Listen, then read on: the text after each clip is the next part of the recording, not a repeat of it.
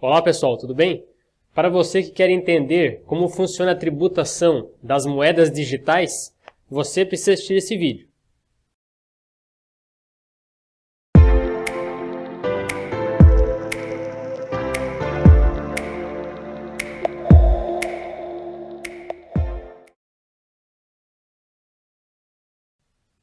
Aqui nós temos uma orientação da Receita Federal, no qual ela orienta os contribuintes a tributarem a renda, o ganho ali com as moedas digitais, como se fosse o ganho de capital, certo? Então, nesse caso, o contribuinte que tenha alienado, vendido, negociado valor superior a 35 mil, ele deve ser tributado, então, dessa forma do ganho de capital, certo?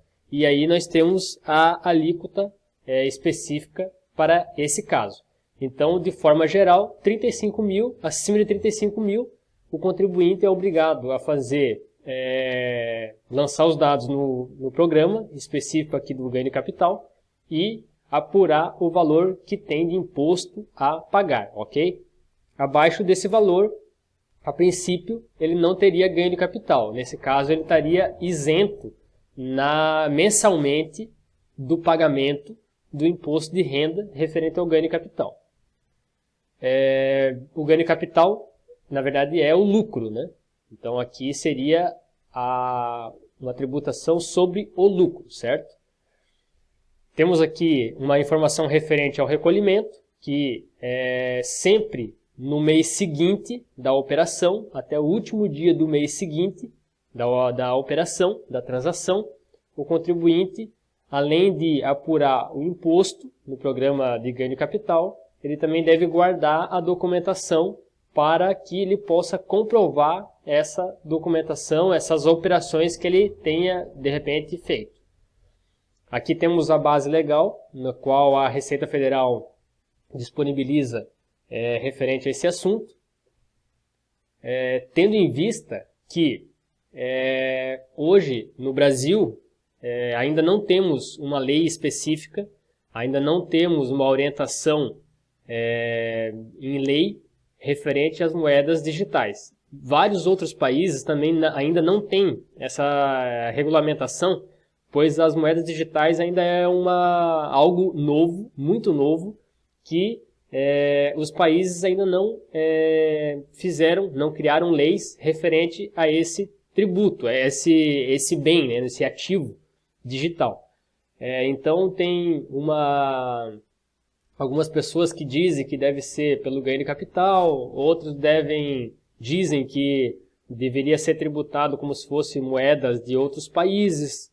Então a Receita Federal ela orienta o contribuinte declarar no seu imposto de renda, orienta referente ali aos 35 mil mensais, que deveria recolher o valor referente ao ganho de capital, mas não tem nada em lei, ok? Então, muitas pessoas às vezes não querem declarar esses bens, não querem formar essa movimentação, mas com a instrução normativa se não me falha a memória, 1888 desse ano, 2019, obriga aos contribuintes que façam uma operação com criptomoedas, com ativos digitais, obrigam que transmita declaração referente às suas operações. Com isso, a Receita Federal, o governo, vai criando um banco de dados e aí eles podem, amanhã depois, no futuro, cruzar essas informações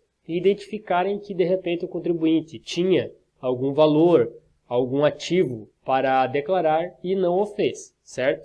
Então, nesse caso, é bom se atentar para essas orientações, mesmo sendo algo novo, mas devemos ter essa atenção, esse cuidado. Aqui eu tenho um exemplo que o programa de ganho de capital faz. Então eu simulei, todos esses dados aqui são simulações, é tudo fictício. Então eu tenho aqui, por exemplo, que num determinado mês eu tive um ganho de 35 mil reais. Ok. que mais eu devo ter ainda de informação para calcular esse ganho de capital, certo? Tem que saber qual foi o custo da corretagem. Então, quando você adquire a criptomoeda, você tem corretagem. Quando você adquire a criptomoeda, a moeda digital, você investe um valor em cima disso.